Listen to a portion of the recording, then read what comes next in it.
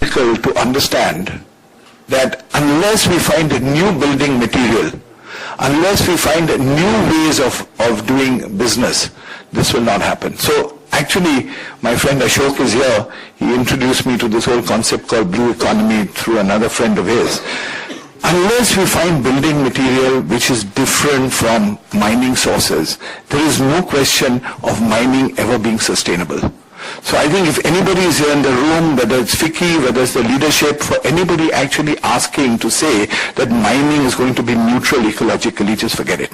So I think I just want you to understand that every time you dig the earth, you're going to destroy ecology. And every time you dig the earth for a mining project, you're going to displace people.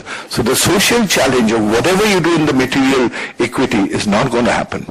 So one of the things I request, just like the sun provides unequitable sort of or ubiquitous delivery of an energy resource which does not affect the earth, I believe that there are examples which are being thought of in the blue economy which actually help you to understand that you don't need to mine to make new construction material. So I think organizations like FICCI and organizations which are in industry must understand that for cement and for steel, if you don't dig, you won't get it. But the answer is not in actually doing cement and steel. There should be 26% of that fund put on research and development for finding the new way of doing things. If you look at the advertisements of BP and Shell today, worldwide, they talk about the new economy, they talk about new sources, they don't talk about actually only oil and sort of carbon-based technology. Why? Because they know that the future is in that direction.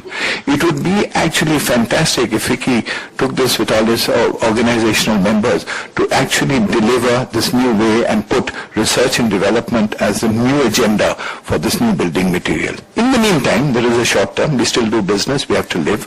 There must be rules and regulations, which comes to the second point. The first is research and development. Second is this whole business of understanding that India has a whole lot of laws and rules. There is no compliance check unless there's a compliance management framework which actually FICCI audits. Meaning FICCI, CII, what are we doing? Meaning we know that there are these laws, everybody is flouting it, members are flouting it, we actually still don't know what all the laws are relevant, whether it's social laws or whether it is laws of giving money or distributing money or laws regarding mining and environment security. So I'm saying we don't need to make new laws. We don't need to make new issues. We just need to manage and monitor and effectively deliver what is there existing on the ground. In fact, this whole new act actually subserves nobody. Because the whole new act is not actually trying, it's talking about redistribution of wealth. Whether it's done well or not, and as Sir Mr. Digvijay Singh has said, it may not be well administered through the Babus. I don't think actually it will be well administered at all, because we've got already 20,000 laws regarding land, energy, waste, water, air, meaning what more do you want? So I can't understand why second objective of just research and development and second of compliance management is not brought in forcefully by all trade organizations and companies, and that's the audit that we must actually do. The third, I think, is the challenge of illegal mining. I think we often forget that alongside with compliance management, we have encouraged illegal mining. We have not closed our eyes to it. And we look at the more obvious cases in Karnataka. I think that is just earmarking and highlighting one issue or targeting a party. That's not my point. If you go to Meghalaya, if you go to the north of West Bengal, if you go to quarrying pits that are outside parks like Kaziranga, lesser known places which are exactly the same in Bandipur, exactly the same in, meaning near the Rann of Kutch, I'm saying that we're not actually managing illegal mines. So first is research and development, second is compliance, and third is this illegal mines. This book combines that. This book highlights and is from the people. This book is from the people and to the people. And I'm happy that FICCI has taken it up. We're going to launch this with various leaders, including tribal leaders and families who actually got involved with us in our consultation. We had 2,000 consultations to get you here. This has been a very rewarding journey because we are here today to launch it. At least now we can get on with the real work. I think our future lies in three things, or four things. One is how do we action biodiversity and environment management.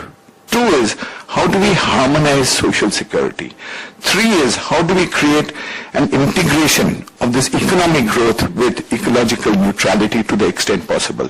And how do we enforce compliant management, especially in the areas of illegal mining? I think this is really the challenge for all of us. It's not Ficki's responsibility, it's our responsibility. And I think the real challenge of this compliance management will come from the people, which is the community. Thank you. Thank you, Ranjit, for those very thoughtful observations. I'm mindful of the fact that we are heading into a big festival tomorrow, and many of you have demands back home. So just again, a big thank you from all of us here on the dais and from FICCI for your being with us today on this very important agenda. I would like to close this session.